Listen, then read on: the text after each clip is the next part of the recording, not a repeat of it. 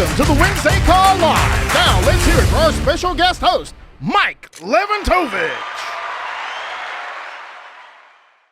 Hey guys, excited to be talking today with Alliance Nation. Happy to be here. Here we are, 2 days? It's Wednesday before people start showing up in Orlando. Maybe you are coming in and you're already on the way there.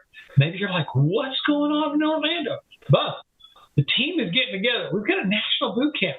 Hey, if you are just hearing about this, get on the phone, call somebody, text them, say, what's this guy talking about? Why do I need to be in Orlando? It's not too late for you to make a crazy smart decision to get around and learn a bunch of stuff at one time. So that's a big thing I'll let you know. But we want to be sharing some things with you and your team today that are helping us hit our stride in growing. And we've just got some perspectives, whether you may be here as a new agent. And, hey, what can you do to make sure you're getting the coaching and guidance you need? Maybe you just started to hire a couple of people. You just jumped into the recruiting piece. You're like, I am excited about building a business with more passive override income. Hey, awesome. We're going to talk about the kind of coaching you need to be giving and getting as you're learning that. And maybe you've got a team, and maybe someone on your team is starting to hire and recruit people. You're thinking, how do I coach my guy to recruit and coach other people? So we've got 3 levels. So if you're like, ooh, I wonder if this calls for me, I'm sure you're probably at one of those 3 phases. If you're not, you probably need to go check out Oprah or something like that. But if you're you should be in one of those 3 phases. And I've got a couple guys here that have been coming through or still in some of these phases. And I think is a chance you guys to learn, what are we doing that's working and how can we be helpful? So kind of getting started, I've got my partner in crime. This is Nick. I'll let him introduce himself, get a little bit of his background so people, who is this guy? Yeah, so Nick Offit, I came up in the automotive industry, made a switch over to the insurance business after 9 years of doing that. Worked for another company, I'm not going to say who.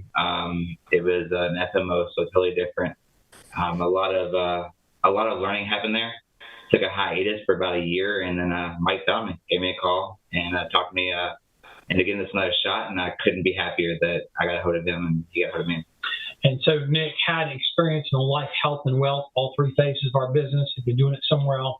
Did things a little bit differently, but a lot of similarities. So he is part of my staff, and he's out writing business as an agent. So he's already been writing life, annuities, and Medicare stuff. So he's seasoned, has knowledge, and he's doing a lot in getting agents started. Yes, sir. Taking calls in the home and active in the recruiting and getting launched, and coaching agents and how to be interviewing and following up. So Nick has got his hands at different levels, and he's learned a lot in the 6 months that he's been here. So he'll be chatting with us, and also coming in from Kansas City, we've got Aaron Walker. Aaron, kind of give us a quick, hey, what's your story? What were you doing before we found you? Yeah, sure. Hey guys, Aaron from Kansas City. I had a 15-year career in the TV film industry in Hollywood, and that came to a grinding halt a little bit into COVID. Then I got into the restaurant business, managed a restaurant for about 2.5 years, and this was back in California still. Made a big life change and moved out to Kansas City for a better life, for my kids. And I had no idea what I was going to do when I moved out here. I was interviewing, looking for work for about 4 months, and I got recruited by a insurance company. I will also not name them. I lasted about 2 months there. I had some problems with their ethics and the way they kind of ran things. So I was looking for a better option. And thankfully I found the Alliance in January of this year. I signed up with them about a week to maybe 10 days before NatCon. And I know Mike had to really convince me to get there, and I'm glad he did now 10 months later. I'm getting ready to go to my 4th event this week, and just happy to be growing as much as I am already. So real quick, so let's talk about your growth, just so people understand. So we chose Aaron because I think he's done a good job of embracing our system. And so what are some highlights in terms of your volume year to date and what that's done for you, and like what's one of the big things you've qualified for already? Oh, well, I did qualify for Cabo about 8 months in. So I'm super excited about that. I never thought I would be taking a free all expense paid trip anywhere. I haven't been on a vacation in probably 5 years. So I'm already counting the days down for that.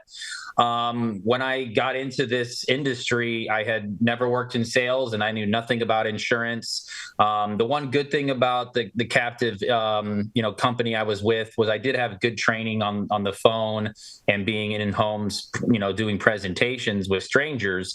But when I got started here, it was a lot of anxiety, a lot of fear. I didn't think I could do it really, but going to that first convention, seeing other people that were maybe a few months, couple of years ahead of me, and then people like Mike and Noel who have been in this industry for decades, just seeing how real it was kind of fired me up. And I just my monthly paychecks I've been making the last 6 months is more than I've ever made my entire life. And I'm just looking forward to what the next year or 2 or 5 years are going to really look like, especially once my team really gets up and running here. Okay.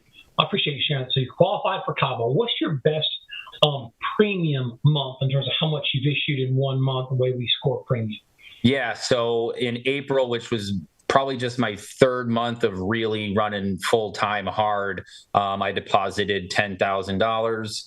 And then the following month, how much? What's your best issued premium? Annual premium. The way we measure that. I think it was 29, or actually, I think it was 30,000 in the month of June. Okay. So, yeah. And what was a big chunk of that? What was one of the things that helped you hit that $30,000 number? I think that was the month I had my first annuity go through. That's a chunk of that. So you've already, like I said, learned the life side, jumped into the wealth side. And have you started to learn a little bit about the health and Medicare side, or are you still being careful there? Yeah, no, I jumped into Medicare as well because much like I didn't know anything about life insurance, and I just took a leap of faith because I knew that my upline and my mentors would get me there. And that's the way I looked at Medicare too. I still probably don't know much of anything about Medicare, but I know that I'll figure it out because my team's going to help me get there. Okay. What's the one thing, since today is the second day of AEP, what's the one thing you've been coached on as you're learning to weave in the Medicare to keep your business strong? What's the one thing that you've heard from pretty much everybody that's been coaching you? Oh, geez, you put me on the spot here. Should I know this answer? What's the one thing we said don't do? You're not supposed to discuss Medicare when you're there on a life appointment. Is that correct? More important about the part of your business. Well, yeah, okay, but how not getting distracted and staying focused on the life and health, life and wealth, and weaving in Medicare gently. Yes, and I've actually been seeing that because some of my life clients are just calling me and texting me now saying, hey, I just got this notice of change letter. Can you help me with this? So I'm actually having people trying to book appointments with me, and I'm so used to me chasing down people to try to help them out. So good. We'll take the easy ones. Just don't do a student body right and shut off your life business, right? Exactly. Because when do you get paid for business that you write during AEP? Yeah, not until January, if I'm correct. Right. So okay. Somebody told me a long time ago, the number one rule of being in business is staying in business. And the number one way to stay in business is protect your cash flow. So keep an eye on that. So good job. All right. So we'll talk more about other coaching things, but we pulled Aaron in because we thought he's done a good job of starting from scratch and progressing at a good pace. Has he been our slowest agent? No. Has he been our fastest agent? No. But it's been a good pace, and it's not been a perfect launch. There's been situations, challenges, and so I felt like it was good for us to kind of pull the covers back and just talk about some of the things he's gone through. But then, what are the tools he's used to get through some of the craziness and things maybe he didn't anticipate or expect? If we were to talk about, 1 or 2 or 3 of your biggest challenges in going from a cold start back in January to, as you got into, hey, we were supporting you with leads and you started to order leads on your own or anything else, if you picked your 1 or 2 or 3 biggest challenges in your business that you had to face, things that caused you the most anxiety or fear? What would those be? Well, for one, it's what you just mentioned was the fear and anxiety, the fear of the phone, of picking up and dialing leads, getting all that rejection, the fear of going into a home and not knowing what I was talking about. But what helped me with that part was knowing that I had, 3 or 4 people that I could always call from a home that would help guide me through how to get through that appointment and hopefully help a family and get a check. The other thing that I still deal with a little, but it's a lot less than it used to be, was looking at it as I'm not spending money, I'm investing my money, and that was a huge thing. Where I started was they provided leads, but they weren't great leads. So when I first heard that I had to, spend my own money on leads, it totally scared me, because I was, just trying to get by, week to week, month to month. But now I'm starting to understand how I'm investing, my money. If I invest $50 into some leads and it turns into a $6,000 paycheck on an annuity, it was worth it. And now I'm starting to also learn that on the recruiting side, where, I'm using the booking service that's a couple $100 a month to book me licensed agents to speak with. Yeah, it's $200 a month, but if those people go out and just write one policy, then I'm getting my money back. So that was one hurdle I also had to wrestle with for a while, was I'm not spending money, I'm investing it, and it will come back one day. So let's go back. So I heard you talk about a couple things, and so I think let's take the first one. And so as a new agent, because I think if somebody's a new agent, they're wondering, okay, hey, who's going to help me? I feel I need to know everything before I go out, because I don't know anybody's going to help me. So I think that's a real fear. I think the only way to get over it is to test it. So we're big in having somebody do a couple warm market appointments. Go run a warm market appointment, try call, see if we answer. So I think that's probably the first thing. But then as you start to work with leads, you book appointments. Have a couple people that are veteran agents that you can call for help, and call them. But that's what I'm making sure, as somebody that's now coaching a new agent like Aaron, is like, hey, Aaron, yeah, let's do this. You're not going to know everything to start. Let's get you booked in some point. Let's start with a few people and let's do a coverage review. We're not going in to just show quotes. We're not going in with the idea of selling a policy. We're going in with the idea of reviewing their situation. What is the fire drill for the one fire they're guaranteed to have in their life, their death? What's their game plan look like? So I think coming back to that, if I'm not mistaken, you talked to me a little bit about when you went out and did your warm market reviews. Did you do some? Were you anxious about that? Did you kind of follow along? Yeah. So like I mentioned at the beginning, at least I had some training with the other company before, where I was going into strangers' houses, talking to them, writing an application and stuff. So at least I had some of that training, but I had just moved to Kansas, so I didn't really know anybody out here. Thankfully, there was a dad from the football team that I helped coach, and he is actually in the P&C and auto insurance world. And I kind of told him about it, and he was like, sure, I'll help you do a warm market with you. And so I did it with him. I jumped on the phone with my upline and just ran it like it was a real appointment. Of course, the guy said he wanted something and he would get back to me in February. Here we are in October. He never got back to me, but since it's a friend, I don't want to push him too much, even though I know he needs it. Here's the big thing. So you moved, you didn't have much of a warm market, but you still found a way to run a warm market appointment. Correct. And some people just throw their hands up. I don't know anybody. It's like, really? You ain't met nobody? All right. So I think else big. You called from the home. You realized that people would be there to take your calls. Then you started booking leads. Yep. Did you find that people were accessible to help you when you called from the home? Absolutely. Okay. Yeah. Now let's talk about, here's something we didn't get to. Who's the person that actually talked to you about our program the first time? So don't when say their name, just describe the person.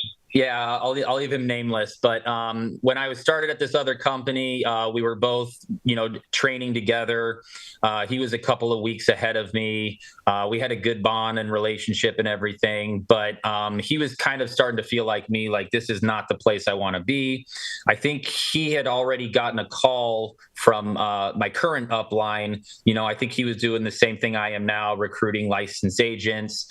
And I remember one day at work, he was telling me, hey, I'm talking to this other company and people actually send in these leads that it's people that want life insurance. And I was like, wow, that sounds like a dream. If I could just walk into an appointment and actually just be there to talk about life insurance, life would be a lot easier than what we're trying to do with the bait and switch tactics.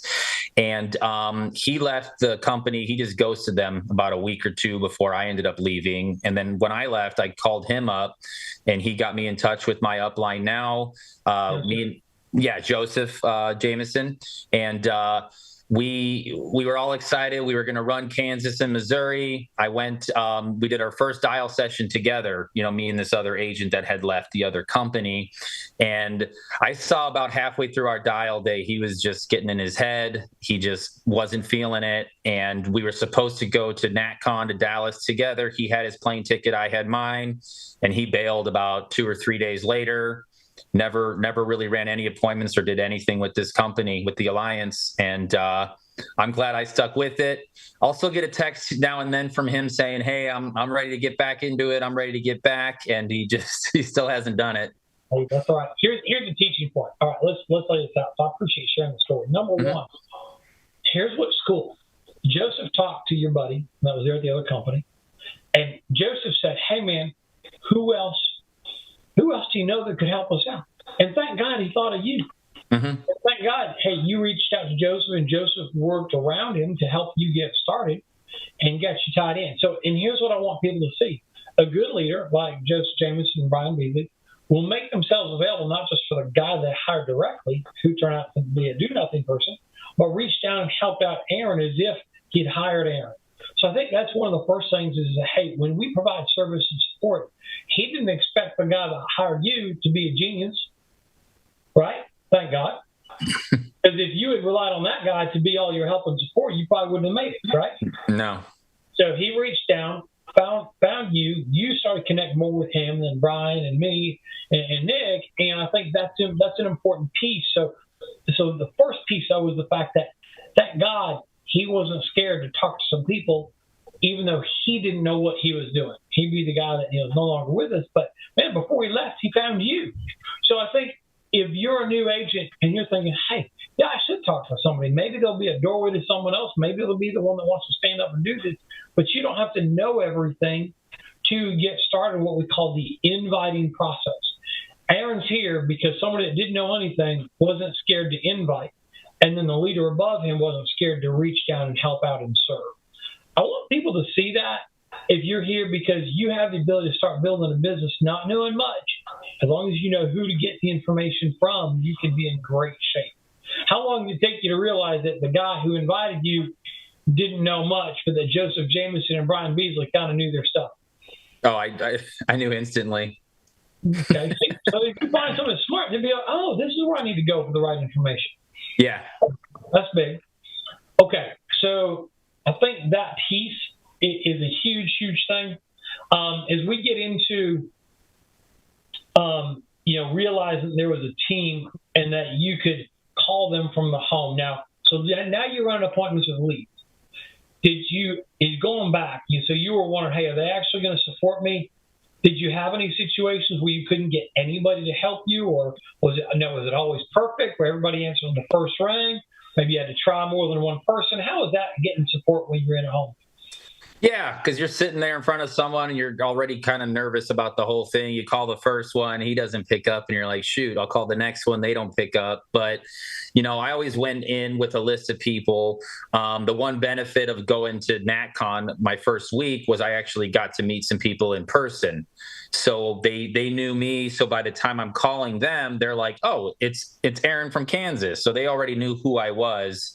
And even if they didn't, I was calling and texting them beforehand saying, hey, Chris, my upline's, running appointments today. He may not be available to pick up. can you pick up if I call you from the home? And it was always like a yes. I can think of a few people on the tri-state team who early on in my career with you guys helped me out from in a home. And these were people not in my direct upline. Okay, there you go. And I think you'll see that whether it's within our team or the teams within the alliance, there's a lot of culture of serving. And if you'll, again, notice Aaron took responsibility to build the relationships, to seek out, so he had more than one person to call. So if you're the agent, part of the way you're going to get coaching is, are you reaching out to build the relationship? So you're going to our national boot camp and meeting people, and with intentionality, if I'm building relationships to get help, that's going to be a big thing for you. Okay. Let's get into, as you started to get into working with leads, and I know that we provided leads where we covered the cost at first to get you up to speed. As you were trying to figure out, hey, even what kind of leads, and who were you going with, and how is that coaching, and who are you going after? As you were starting to learn the different lead sources. Yeah, I mean, I was so ignorant when I first started. I was just taking anything that my upline was providing for me. I could see on there, they would say 2022, and I'm like, all right, I'm calling 2-year-old leads, and that kind of helped sharpen my skills, because these were people that didn't know what I was talking about, so, but I just went and did it anyways. So it was mostly direct mail to start. And then I think you guys started peppering in different types of internet leads as well. And it was a gradual, I don't even really remember how gradual it was, but I got to that point where, I was starting to put money in. I got that boost in my commission. And then again, I got to a place of comfort where I was like, okay, I can do this. I'm making good paychecks. I want that extra commission so I can buy even more leads. So that's where I got to. A lot of trial and error for the leads I like now. I'm at a place now, 10 months into this, where I've kind of found the ones that I prefer and that I like the most. Okay, awesome. So really quick on that, when you first started dialing, were you just sitting every appointment you dialed, or did you get coached on that, or how did that go? Yeah, I definitely needed some coaching. There was a lot of frustrating calls, especially, when my upline just kept repeating, like, it's not the lead, it's not them, it's you, and just working through that. I watched some videos, in the vault. There were some particular videos I really liked. So again, I took the responsibility. I actually reached out to the people on those videos and said, hey, can you help coach me on my script for my phone? I, typed out my exact script that I'm still using to this day, just as a crutch. It's always there just in case I need it. But now, yesterday, I think I set 10 out of the 13 connects I had. So I know I can do it now. It's sometimes it is the people you're calling, but for the most part, I'm a lot more confident. I don't jump with excitement on Mondays when I got to start dialing people, but it's not as daunting as it was, 6-7 months ago. You brought up the 2022 leads. Now, I'm pointing this out. If you'd had Aaron brand new get the leads that you got yesterday and called them, would you have set the same number? Probably not. It would probably have been just as bad. What do you think the cost difference is? A lot more, Yeah. That's big. Okay, so being able to embrace the learning and understand, hey, we got a blend of different lead types. One, just to give you more shots to fire. Because if we said, here, our budget will get you, 5 really expensive leads or 50 very inexpensive leads, it said, if you would have blown some of those 5, you would have been crying, what am I going to do the rest of the week? Yeah. How did you do with embracing door knocks as part of your appointment setting outside of dialing? Yeah, I remember talking to Brian like a week or 2 into this, and I had some time to kill, and he was like, go knock on some doors. And I said, I will never knock on a door. There's no way in hell I will ever do that. And I still remember the very first one. I finally got that courage to do it. And I don't think he set an appointment or I didn't get in the home, but once I got over that, I can't tell you what a game changer that was. I mean, some of my best clients I have now, people that have gotten multiple policies off of me, were just because I went and knocked on their door and they just invited me right on in. And I've kind of embraced it now. We all have that stack of people that we've collected over the last month or two that will never pick up their phone. And so I actually kind of look forward to, I'm finally going to talk to this person. I'm going to their house and I'm going to figure out why they sent in this lead. That's really cool. And I love, so if somebody's new, I love the fact that you've grown from, I'm never going to do a door knock, to, I really don't want to, okay, I'll stop by CVS and get some Depends undergarments and then I'll go do a door knock. Yeah. By the way, if your client's got Medicare and they got one of the extra benefits cards, they can use that to buy the Depends undergarments for you. Noted. All right. But coming back. All right. So, but your growth through that, so now you're like an advocate. You're like, I love it. And who do I get to talk to? I mean, that's such a huge shift. And I think it comes because, if I look at the skill of Brian as he was coaching you, so now I'm going to, we're going to look at this kind of different ways. So Brian wasn't afraid to push you out of your comfort zone, right? Hey, you've got dead time. He could have said, well, it's okay. We'll just coddle you and tell you everything's going to be all right. Or he could have said, no, don't be a wuss. Let's get you out of your comfort zone. Let's get you door knocking the people that didn't answer. Let's make the most out of these leads. So kudos to Brian for recognizing what you needed in that moment and realize it wasn't about making you feel good, but leading you in the direction you needed to go. Yeah. All right. Lead investments. All right. Have you ever run a business before you got started with us? Nope. Okay. And I think if you're a leader and you're getting somebody started, most people that have come in the business have never run a business before, and they are not born with investment mindset. And so I think it takes a certain level of nudging, pushing, and educating to get somebody to understand that. Just because you told them about leads on the first day you hired them, they may not remember, they may not fully understand, they might be scared. They might have a wife that's got a job mentality and they're trying to spend money on leads, and their spouse or partner is telling them this is a terrible idea, don't do it. So as a leader, we have to understand where people are at and make sure we're teaching them, hey, here's what it looks like to reinvest in your business. Here's what the ratio should look like. Having those conversations. What do you remember about, as we started to get you rolling with investing in leads? What were some of either the key phrases or conversations that helped you grow in that understanding and desire to invest back in yourself?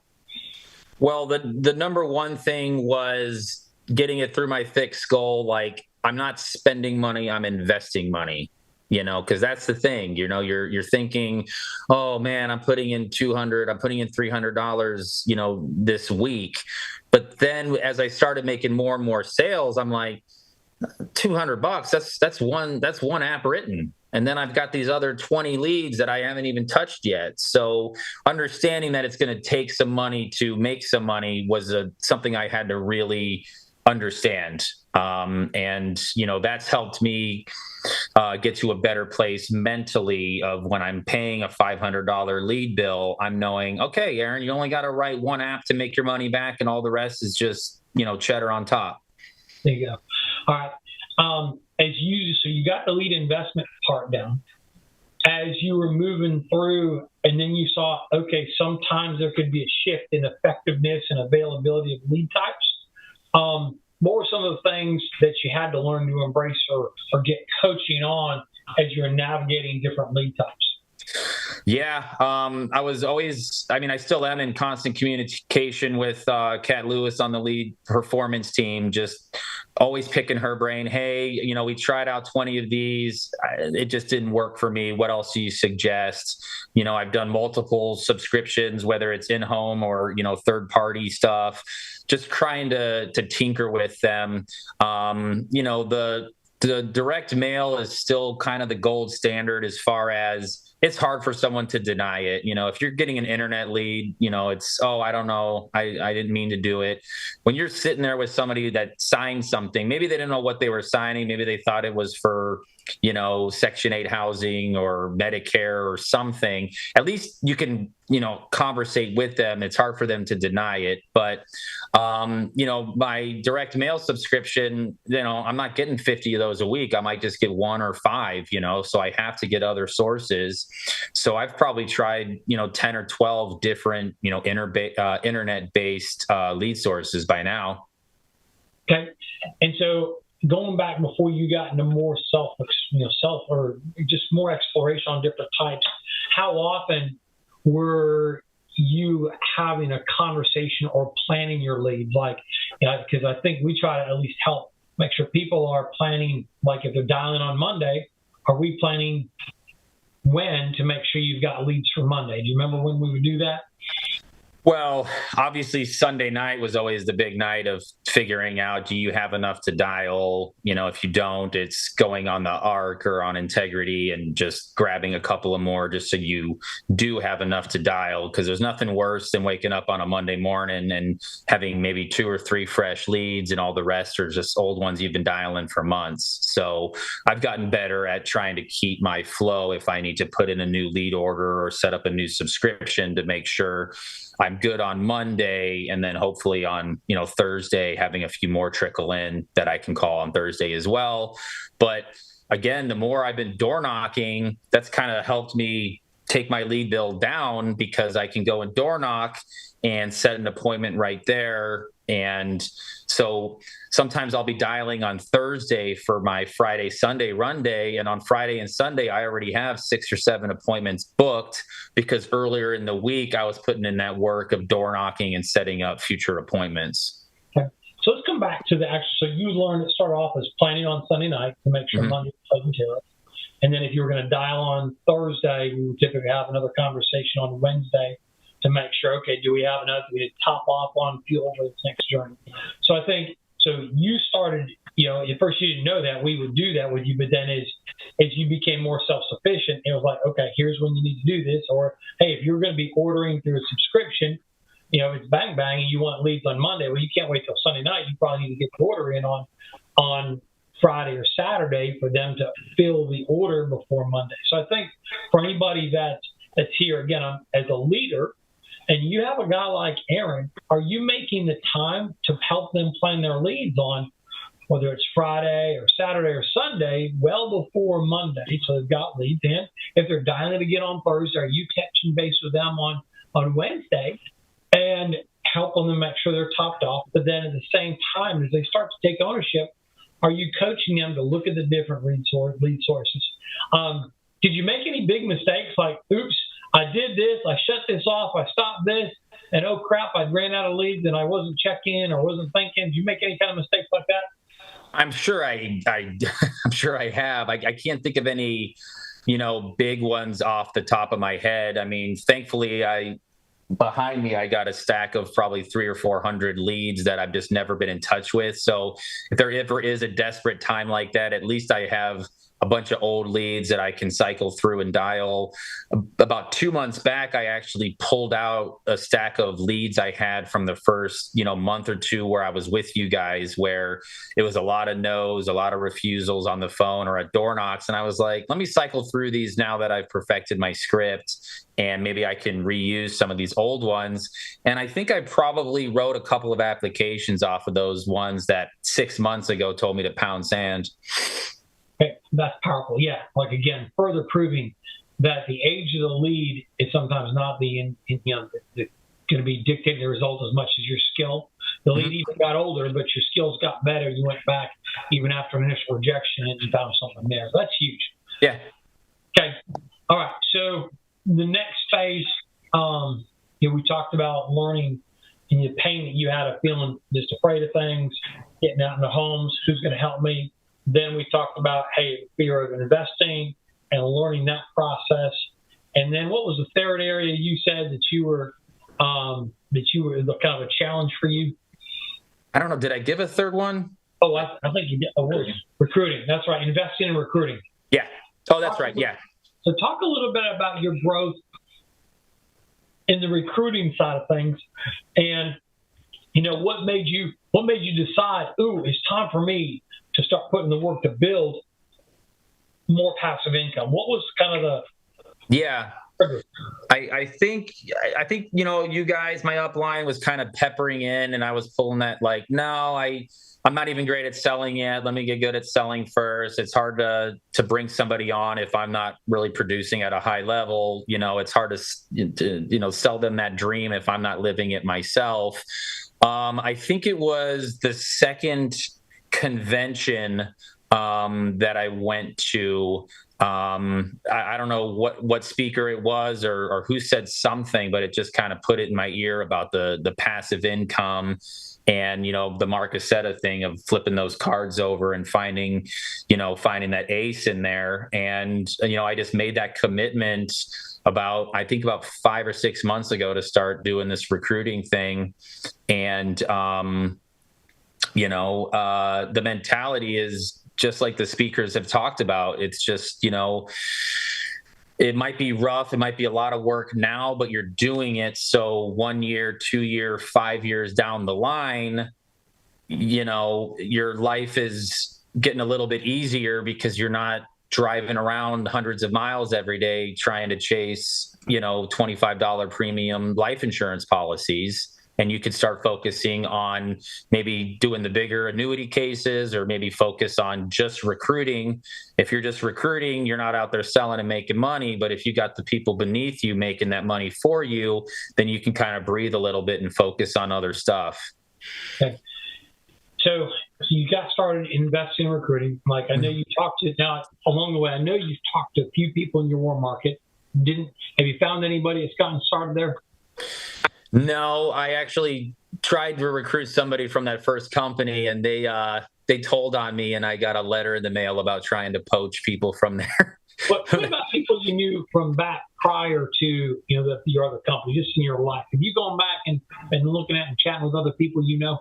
Yeah, I definitely tried it, and most of them were kind of already established in their businesses. Like my close friends, other people were stuck in that salary, that 9 to 5 paycheck thing, and this world sounded too scary to them. At the time when I first started, I was trying to supplement my income. So I was donating plasma, and I was driving Uber and then, and throughout the middle of the night to make some extra guaranteed money coming in. I tried recruiting a few people doing that. One guy's, still kind of hanging around there, but that was about 6 or 7 months ago I met him. So the warm market just didn't work out for me. Okay. So 2 things I'll share with you on that. So number one, back then your mindset was different. True. And the timing was different. There's a lot of shifts in the economy that have happened over the last 6 to 12 months, and that will continue to happen. So one of the things I would tell you is I love, I'll give Mike Guerra credit for saying this at the last event. You don't run out of contacts, you run out of courage. Mm-hmm. So I would plan to go back to those people with another 3-6 months, and maybe you're touching base with them once a year because things are changing. And if they say, well, hey, I'm fine, ask them who they know that's looking that needs a shift because things are changing in their economic world. I know there's lots of people going through lots of shifts right now. So just that's important to keep asking because you don't know when the timing will change. So that's my first big piece of that. Now, you shifted to investing in some recruiting tools. So again, you say, ooh, it went through the fear, got started there. Now, as you're going through a whole nother level of learning. So now you're learning how do I, when we talk about the 5 basics of building, the 5 skills, and I think this is important. So if somebody else is listening here and say, hey, I'm interested in this override thing, I'm interested in scaling my income significantly. That's why I went full time. I saw I could do that. And I knew that meant, okay, I had to get after it. I wasn't excited about the idea of recruiting. I was excited about the result. But then as I got in, I learned there was 5 skills I had to master. But I realized to get started, really, I could learn the first 2. So number 1 was inviting. Number 2 is presenting. Number 3 was closing and getting started, closing/getting started. Number 4 was training. And number 5 being promoting. And so we talk about these skills for anybody that's looking to build a business. But you can get started and learn just based on the inviting, which you were doing a little bit of, and you were kind of getting into the presenting. But I think you learn here to help you with the inviting. You can pay for tools like Lead to find people. whether you're running ads or there's other tools out there getting and identifying newly licensed agents to interview. You started doing the presenting a little bit. And, for anybody that's rolling, if you can invite and promote, what's invite and promote? Well, if you can invite and get somebody on the phone, at this point, it could be with an Aaron, it could be with a Nick, it could be with another leader, whether it's my buddy Stephen Davies or Fitz or Alex Sabian or Diane Lampy or Andy Real. I can name a bunch of people, Jason Mathis. They're all capable of helping you do your presentation. Now, they're going to want to teach you to present so you can do it your own, but they'll help you. So if you're like, well, I got somebody. Well, great. If they have an interest, don't tell them everything. Get them on the phone with a leader and learn how to have an interview and presentation. And so, Aaron, as you started doing your first interviews with people that were licensed, did you do them all yourself? Did you learn by listening? How did you kind of get into that phase of getting good at your interviewing skills? I just kind of jumped in. I had kind of like a script with like bullet points. The other document I had was all the other insurance carriers and or insurance companies and kind of what they deal with and how they run their business. But for the most part, I was just kind of winging it, I guess you would say. And I think that really improved at Family Reunion, because I think you did one, and then one other of the leaders did a big presentation on how to recruit, how it should be. I took photos of the slides that they were up on the screen, and I kind of used those for my recruiting when I got back home. And now I can do it without any script. It's just more of having a conversation with the people. But I think what's also changed is just my confidence in not only myself, but in the alliance in this company. So now when I'm talking to someone, I can really speak with conviction. Like, I've done it. All these other people have done it. This is the real deal. If you want in, cool. If not, then I'll just find someone else, That's big. So now, as you were learning the interviewing, then you had to learn how to close somebody on getting started and get them moving forward. Who did you lean on for help on that? Okay, so the biggest mistake I made at the beginning of this was I knew I couldn't close them. I needed to get them on the line with you or with Nick or with Brian or Joseph, someone in my upline, someone that's been doing this a lot longer, been recruiting for a long time, onboarded people, fast-tracked them. I knew that I couldn't do that part. I needed, assistance with that. But the biggest mistake I was making was, if someone was interested, I would start looking at my calendar and being like, okay, well, what's a good time for me to do a follow-up? And then I got to make sure that Mike's available or Nick's available. And then I would tell the person like, hey, I'll get back to you with the time for tomorrow or the next day. I know exactly. And then I would call my upline and say, hey, when can you do it? And then by the time I would call the person back, they wouldn't even pick up their phone. So now I've gotten good at, and I think it was Nick that told me, just book a time. You've got 4 or 5 of us. Someone will be available, but while the fire's hot, you got to get them on the phone with one of us. So that's what I've been doing now. Good example was yesterday. I talked to a new recruit at like 3:00. And 2 hours later, Nick jumped on the phone with me and her.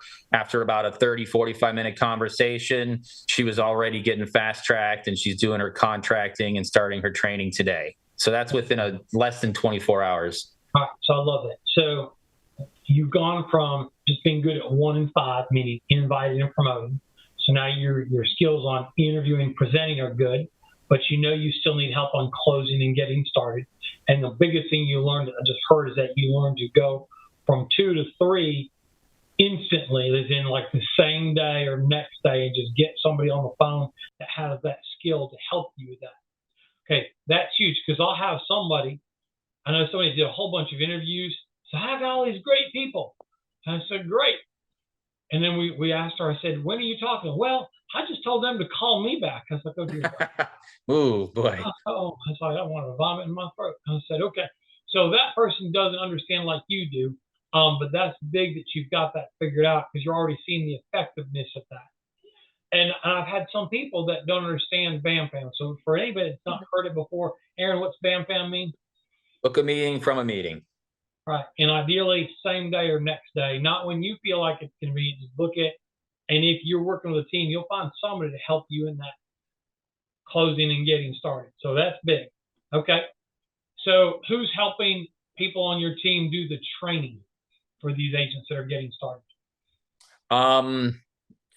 For the most part, I mean, it's you and Nick, I mean, thankfully too, because I've talked to both of you guys, and it's, I still need to run my business. Like you said, I still need that cash flow coming in. So I'm driving in between appointments. I don't know how long they're going to go. So a lot of the times I got to lean on you guys to call these new recruits to keep them going. So it's really depending on you guys as much as possible, to help with that when I'm, busy doing my business and stuff. Otherwise, if they're calling me from a home and I'm in a home, I'm not much help. So I kind of lean on you guys. Somebody's taking a point to bam, and then, so like if Nick's helping them, what else is Nick? So if Nick's helping somebody new on your team, what else is he doing while he's talking to that agent to help you stay up to speed? So as much as possible, we'll do 3-way calls with them, so right. Even if he's doing the talking, I'm listening in, yeah. So I think that's important. We're not looking to do it for you. We're looking to do it with you, teach you. We're looking to teach you to fish. And so as we work through these skills, the best way for you to learn is understand if you can, get taught. So we say TLC, teach, listen, and correct. So the first thing is you get taught by listening to us do it. And then at some point, you're going to start doing it with an agent, but hopefully with a leader, whether it's Nick or Brian or Joseph or myself, listening to you do it. And then we'll help you make corrections before we set you free. And we may still continue to helping out with that next stage or whoever else in depth, but understanding this. So as a leader, and if Nick is trying to train you to be self-sufficient in developing your other 5 skills, we want to teach you, we want to listen to you do it, and we want to correct you so you can get better. This ain't a handout. It's a hand up with development along the way. So I think that's big. You've been watching Aaron reach out to you more. What are the things you've picked up, whether it's Aaron or other people, as you're learning to coach the agents that are learning to hire and get people started for the first time? I think the biggest thing is, if you're going to do this, you have to be coachable, just like you want your agents to be coachable.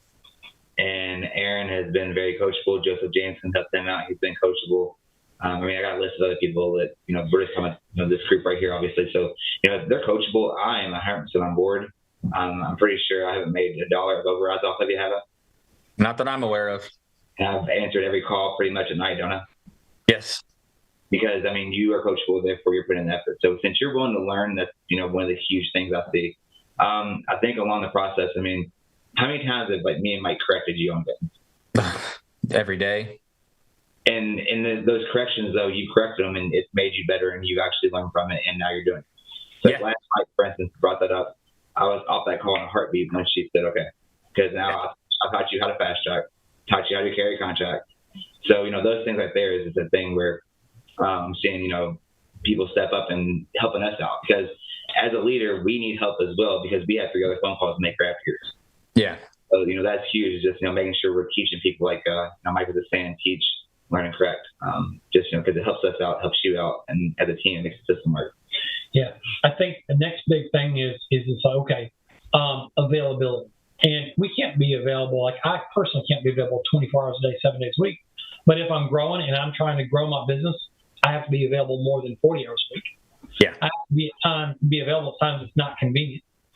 And I think that's big. And I know Nick has chosen, as part of our staff, he understands, hey, we're here to grow the business. He knows that his incentive is by us doubling our volume and getting to $2 million a month of premium. And so as we do that, it's going to take work and it's going to take a culture of availability. So as a leader that's coaching other agents that are starting to recruit, or as an agent that's starting to work with other agents, your level of availability is going to drive your growth. And some people say, well, that doesn't sound convenient. Well, success ain't built on convenience. Yeah, it's like, I'm sorry. It's like, so you're going to have to, but it's not all on you either. So I think it's 2 sides. One, you're going to have to be more available. And 2, you've got to figure out who that knows how to grow is going to be available for the people that need help at these different points. So that's big. Mm-hmm. So now you kind of like, okay, so now you're growing, you're going from, okay, here I'm I'm being taught how to get agents started. And Nick's now going from, okay, I'm moving from not just helping agents sell, and now Nick is in a role of helping agents learn how to get an agent launched and how to serve a new agent. So, so Nick, you've gone through, from, okay, how do I help somebody, getting contracted, getting licensed, getting through the personal coverage, getting through their warm market, getting leads. But now you're coaching people that are going through this. What are some of your ahas, observations, and things that you've had to learn as you're now coaching other agents that are coaching newbies? I'll go back to being coachable. I mean, I'm pretty sure I come to you at least 3 times a week asking you to coach me on a certain thing. So, I mean, for one, I don't know everything. So I'm always, asking for coaching myself. And then the other part of that is, obviously trying to make sure that we're doing the basic spamming, LLC. Aaron, I'm pretty sure you wrote that down last night. What is the I did. I did. Let me pull it up here. I know it was licensed. You want them licensed to sell. You want to list. That's the other L. People that they know. And then C is getting them to conference. Exactly. And so as I'm coaching you, this is stuff that I'm coaching you on. This is how, I'm trying to coach you as well. Just say, Mike, coach me on that, from the get-go. So, yes, I mean, that right there is huge. I think, something that was an aha moment for me is I'm pretty sure your first agent was like the best thing ever, right? Yeah. Is she around anymore? No. Okay. But that was the best thing ever. Like that was like, because that was like my aha moment where I was like, okay, he is, he's in now. Like we got some momentum here going. Because I've seen your excitement. I've seen what you wanted to build, and I've seen, that you wanted to have that. So that right there was an aha moment for me and Mike. It comes down to, doing the coaching part of it. Okay. And I think that's the big thing too. You could get lucky and your first agent could be amazing, or your first agent might suck. But the odds of them being great are pretty low. So that's where, for anybody, just like I tell an agent, okay, you're not allowed. I have one person who's like, I don't know if this is working. I was like, well, how many? I was just talking to him yesterday. I said, how many people have you sat down with? 2. And I said, what do you think the problem is? I think I need more help on my in-home skills. I said, Bo, you don't need help on your in-home skills. You don't have an in-home appointment. He's like, but one of them was broke. I said, right. I get it. I said, you have an appointment booking problem. I said, you're not entitled to an opinion on our system until you sat down with 20 families. 20 families. You go sit down with 20 families, then we'll entertain your opinions. And you shouldn't be entertaining your own opinions because you don't have enough of a sample set to really derive anything. So, again, I think it's helping people have that perspective of hey, what is it in the selling side, but same thing on the recruiting side. You've got to hire and talk to enough people. And so part of this is just as if I'm coaching the new agent about you're not allowed an opinion until you've got 26 in the home. You're not allowed an opinion about building overrides until you've contracted 20 agents. So the faster you can do that, the faster you can have some opinions on what's going on and even opinions of your own skill. So I think having enough wit, because that one person, I can remember you asking, oh, will you talk to her? I said, yeah, dude, I tried. Her phone was shut off. Mm-hmm. I said, but she's wonderful. I know she's a wonderful person in God's eyes. If she can't answer the phone because she can't pay her phone bill, there's not much we can do. Yeah. How did you take it when we had those kind of conversations there? It was like Nick was saying, like, this is the one. And now that I've been doing this 5 months, I think I've got maybe technically, 11 or 12 agents under me. It's just they all move at different speeds. And I'm starting to find out the ones that are worth not only my time, but Nick's time and your time as well. The others, when they're ready, but I'm not going to keep bugging them to get up and running. When they're ready to go, they'll be ready to go. If not, I'm just going to keep flipping those cards over and finding new ones. And, just yesterday I found 2 new promising ones as well. So it's just, I keep going over the Marcusetta flipping the cards over thing, because it is a numbers game, just like running appointments is a number game too. And obviously you're on this call, so I'm gonna keep picking on you. Yeah. So one of the key things I think we learned from the very first couple as well, and this was something that teaching up for me in the aha moment, was being clear with our expectations. Yeah. I'm pretty sure we were just like, I was telling you, hey, get on fast track. This is how you do it. I didn't tell you, I was going to carry contact. Maybe I didn't tell you all the carriers you need to do. Or maybe it was, whenever you give her expectations, get this training page done within, it's a 4-hour video, get it done, one day. Instead, I think you said get it done. And so we talked to her like a week later. So I think clear expectations was a huge thing in the process because we weren't given clear expectations, obviously, and things were happening. Yeah, I was just excited that somebody wanted to join rather than making sure that they were the right person to join. Yeah. And what are the expectations we give? In case somebody's wondering, here's the simple expectations on the selling side about what we're giving. Number one, we're going to get you contracted. That'll probably take 20 or 30 minutes of electronic paperwork. 2, we're going to get you through a training page. There's 4 or 5 hours of video material there on how we book appointments and run appointments and our top 5 products. 3, we're going to spend time with you on helping you review your personal coverage, show you how to use the insurance toolkit and a rate calculator and an e-app. 4, we're going to have you do a couple warm market reviews. We're going to help you out there. And next, we're going to get you rolling with leads, and you'll be working on a 3-day block where you dial in on day 1 and running appointments on day 2 and day 3. And so just, being able to remind them, because you told them once on the day you interviewed them and started to get them rolling, they need to be reminded of the journey ahead at each step. Don't think that they remember or heard everything you said. But through the repetition, it'll kind of get more clear in their mind. So I think being able to remind them of the journey that they're on and where we're going to be taking them. And then since we talk about LLC, well, that's just the license of selling.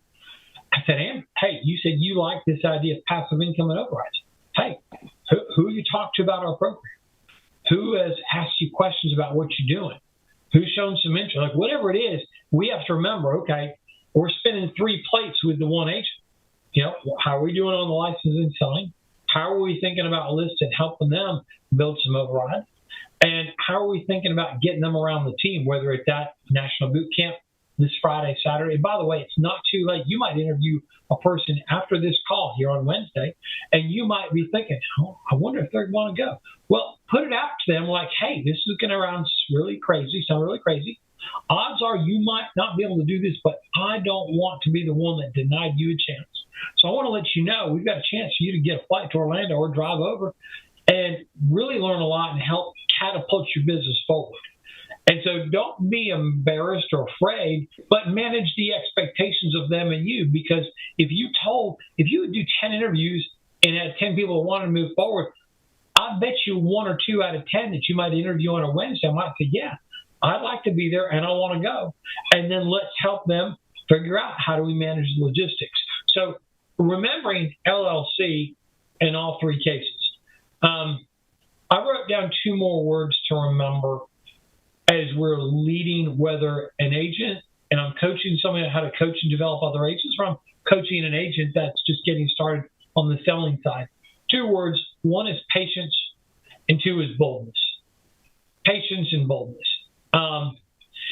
What have you learned about patience in with people, and kind of what are some of the things that you've seen as you've been both getting people started for yourself and helping out different teams within our organization? Patience is something that I had to learn. I came in maybe a little bit too impatient. So, I was, I think, you mentioned it before where everybody comes on a little bit different. So therefore you have to have patience and you have to be bold too. So you have to know when to do the 2. And, I'll use the example the other night with one of your agents. We got to go to a conference. I was bold with that because the fact that his plans just totally changed. And literally right when I heard they changed, it was, okay, well, what are you doing this weekend? He had some stuff going on. And I was like, okay, well, you have a chance to, make a couple dollars here. You have a chance to make a lot more over here if you're wanting to make this a career that you're wanting to make it. And it was a simple choice for him. Same thing with, patience where obviously with, another person, I think you were on the phone with, we were talking about, conference, we moved a little patient because they had different things they wanted and we don't really do it that way. So therefore we were patient. So it really depends on the person and the situation, obviously. You don't want to go bold every time, but you want to be bold. And I think it's, it takes both at times. You've got to be patient with the fact that the timing may not be right for them to move as fast as we want them to. It comes back to how fast do they want to move? If I'm talking to you, Aaron, how fast do you want to move? How fast do you want to get to this goal? Understand what their goal is. That is a big piece of it. The next thing is not everybody is going to start exactly like we want to. if we're asking somebody to do warm market reviews and they just left, I don't know, pick one of these companies where all they do is their warm market, they may not have any. Okay, what are we going to do now? Okay, let's get creative. They have people that got declined because that company only sold term policies and they need something where they can get them covered on a permanent policy. Okay, maybe we go there. Or like in Aaron's case, okay, he just moved. His warm market was on the West Coast. Okay, well, can he do a review with somebody that's over there remotely? Or can he find somebody here locally? I mean, we have to be, as a leader, okay, yes, we know the path that we want to run, but sometimes we have to bend around an obstacle in the road. Sometimes we have to be bold. Like I love to come back. Brian was bold with you about doing door knocks. I talked to someone today, and I think she was going to pee her pants if I made her do a door knock. I was like, okay, but I wasn't afraid to still talk. I said, look, I was telling stories about other people that have done door knocks. I'm not going to back off. Now, I didn't push her to the point of crying and quitting, but I was pushing to the point of, hey, you need to learn this tool. Maybe we'll have somebody do some with you, but you need to embrace this tool. It's going to be key to your business. And people are way nicer in person. You're going to like it. I promise you. I'm selling her. I'm being bold enough not to lose track of where I'm trying to go, but I'm patient enough that she may not be ready today.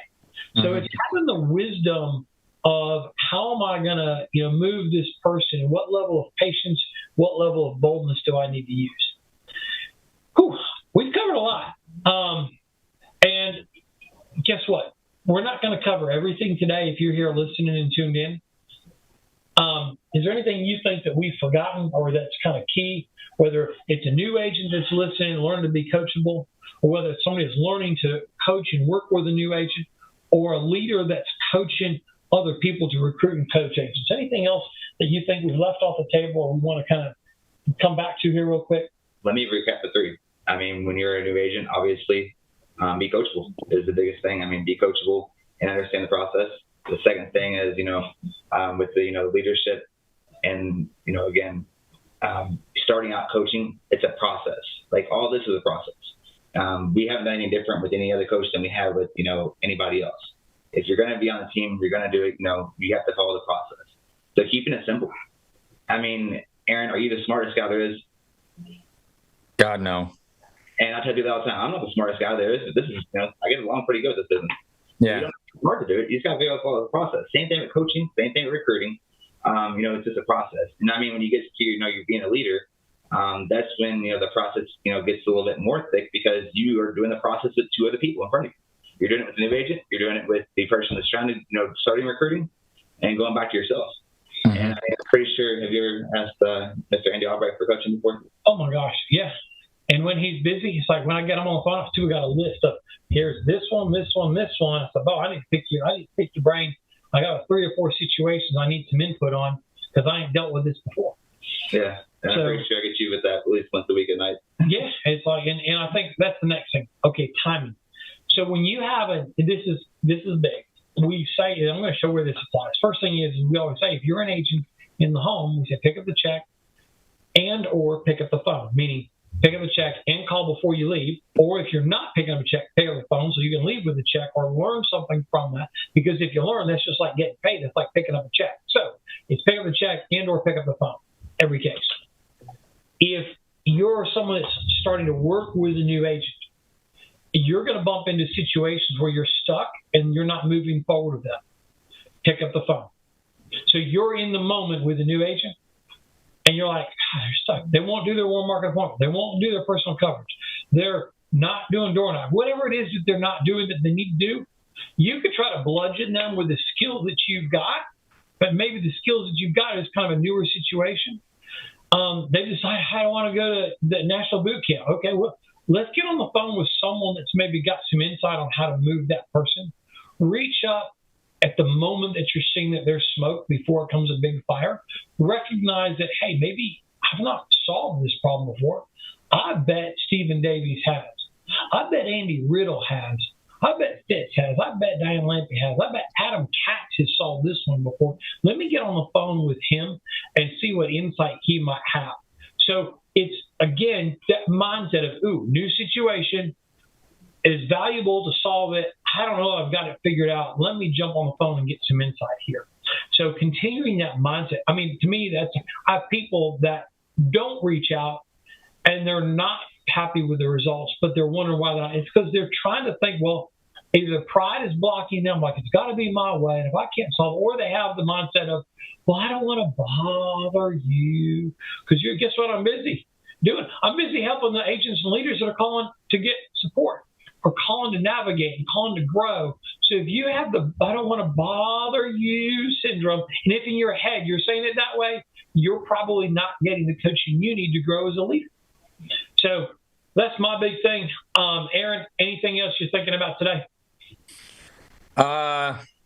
No, I'm excited. I got my first agent ever, coming to a big conference and stuff. So I'm looking forward to making that relationship, and just excited for the future. A couple months ago, it seemed kind of like a dream, but now, as I'm taking this day by day and just slowly building and just getting that confidence going, a lot of that fear and anxiety is slowly just seeping away. And now I know why all those guys I see on stage are always, in such a good mood, smiling and happy and confident and stuff, because they've been doing it a lot longer, and it's not something you're just going to wake up with one day. You got to kind of grind through it, and the grind is worth it, There we go. Absolutely. Okay, one more thing. One more thing is that, so as you were talking, Aaron, I was taking notes. You were talking about selling. When you first started, I'm pretty sure you said you went to NetCon and you met people, and what kind of got you going. You were talking about recruiting. You said view over the edge. Thank you. View from the edge. You were talking about recruiting, and that's what got you recruiting. So it's another convention that you went to that got you going. So first off, if y'all are listening to this, conventions obviously work. Right here's living proof of it. And not just that, but what do you want out of this next convention? What's that? What are you wanting out of this next convention? Like, we got all this stuff going on now. What are you gonna take the next step at? Where? Again, it's going to be concentrating on my recruit that's actually coming out there, building him up and making sure that he gets the most out of it, just like Joseph did for me at my first one or two of these. And again, it's just finding those people that I've been, watching their videos, listening to them on YouTube, lives and stuff. And just, I'm not afraid to go up and shake someone's hand and say, hey, I've been listening to your videos the last 6 months. Like, I've learned so much. It's really nice to meet you. Can I get your number? And not one person has turned me down since I've been doing that the last 3 conventions. So it's really just about, getting up front on the front row seats, really paying attention to what everyone's saying, and just communicate, because you never know who's going to be able to help you out. At the last convention, I was just sitting around in the hotel lobby with people that were probably worth $10 million, and I'm just picking their brains and just getting free tips and information. And not only that, but connecting with, people that I can call at any time, and I know that they'll get back to me. Awesome. All right, guys, Aaron, Nick, appreciate y'all spending time with us today. And hey, we will see you in Orlando. It's not too late. Find one more. Guys, take care. Thanks. Bye, guys.